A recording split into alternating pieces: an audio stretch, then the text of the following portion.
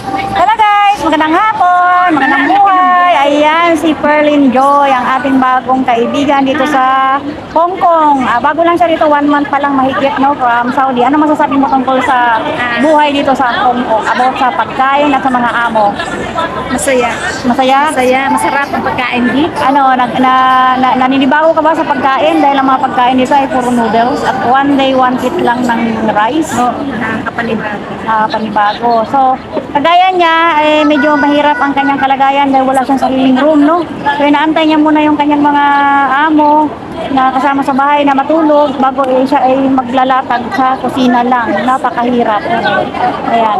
O, magsalita ka. Ano masasabi mo tungkol sa Hong Kong? Galing siya ng Saudi. Ako galing din ako ng Saudi. Maganda rito sa Hong Kong. Mataas ang Sahod. mataas ang sahod. O, pero talagang tiis ka lang Maliit dahil ang bahay. maliliit ang bahay. Tapos ang pagkain dito, Swertihan ganun lang. talaga.